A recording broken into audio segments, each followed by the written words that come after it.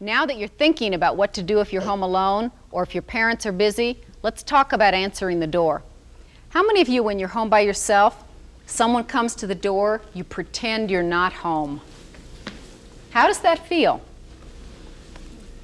Are you afraid at all when that person's there and you don't know who they are or why they came? Yes. How many of you feel scared sometimes when that happens?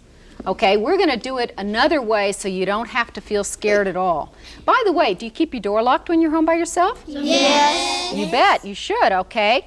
All right, so if someone comes to the door, what I want you to do is first, go to the door. Second, say real loud, who is it?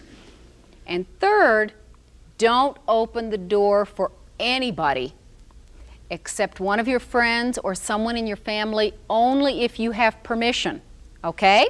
That's an agreement that you want to make with your parents, okay? So, I'm going to be the person at the door. Let's see. Knock, knock. Nicole? Who is it? Now, was that loud enough? No. Because if I'm all the way on the other side of the door, she's got to say that loud enough that I hear her, right? So we'll try that again. Knock, knock. Who is it? Good. Special delivery package for your parents. She going to open the door? No. What's she going to do? Anthony? She could say, leave it by the door. Good. She could say, leave it by the door. That would be fine, okay? Knock, knock. Nicole? Who's there? That wasn't loud enough. Got to go all the way through that big door. Knock, knock. Nicole? Who is it? Good. It's the florist. I have some flowers for your mom. What does Nicole do? Tanisa? Say, come back later. Okay. If she says come back later and I say, nope, I don't come out twice. What's she going to do? Nicole? She could say, just leave it by the door. Good. Okay. And what if the person's a real grouch and says, okay, I'll leave it by the door, but it's really hot out and I'm not going to be responsible if they're ruined? Is that okay? Yes. Yeah, because when they're gone, you can come out and get them, can't you? Yes. Terrific. Okay. What about knock, knock, Michael? Who is it? I know you don't know me, but I had a flat tire and I need to call a tow truck. Can I come in and use your phone? Could you offer to call for the person? Yes. Sure you could. So Michael, could you say, give me the number and I'll call? Give me the number and I'll call. Terrific. So you could be helpful, couldn't you? Okay. All right, I got a hard one. Knock, knock, Robert. Who is it? Police, open up.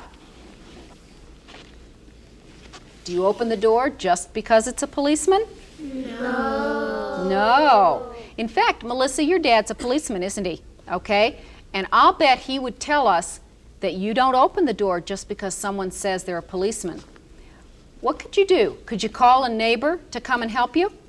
Yes. Yeah, okay. Would you get in trouble for not doing what a policeman told you to do? No. No, because who are you responsible for taking care of?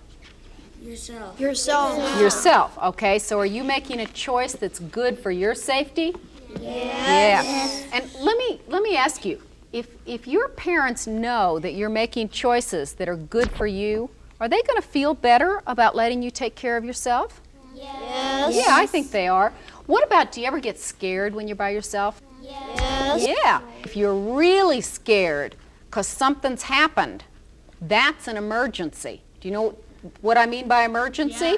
Yeah. So what if you smell smoke in your house all of a sudden? Is that an emergency? Yeah. So what would you do? Melissa, what would you do? You'd call 911 or 0 for operator, and you would tell the operator what happened. Okay, now I disagree with calling 911, Melissa, because if there might be a fire in the house, is it more important to call the fire department or to get out of the house? Get out of the house. Yeah, exactly. What about if your mother said to you, don't go out no matter what? Is that what she meant? Yeah, Trina, you'd still go out because that's not what she meant, is it? Okay. Tanisa?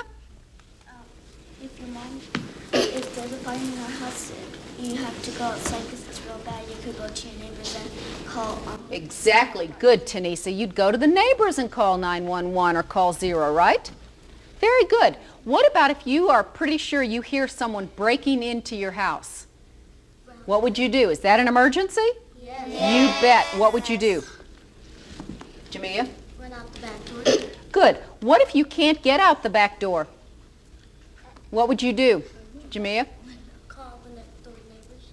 Good. You could call the next door neighbor. What else could you do? Trina? You could break a window and climb down that. Good. If you had to, could you break a window to get out? Yes. That's another thing. If there's a fire, could you break a window to get out? Yes. Would you get in trouble for breaking the window? No, of course not. Good. We've been using the what if game all this time to think about the things that you would need to do to take care of yourself. Because to be responsible means to think, to make choices that are good for you, that are healthy for you, to keep your agreements, except when you know that to keep yourself safe, you got to break those agreements. And you're all old enough to do that now, aren't you? Yes. Terrific. All right. We've talked a lot about making choices that are responsible and thoughtful. The more you talk with the people in your life that love you and care about you, the more comfortable and confident you'll be about making choices that keep you safe.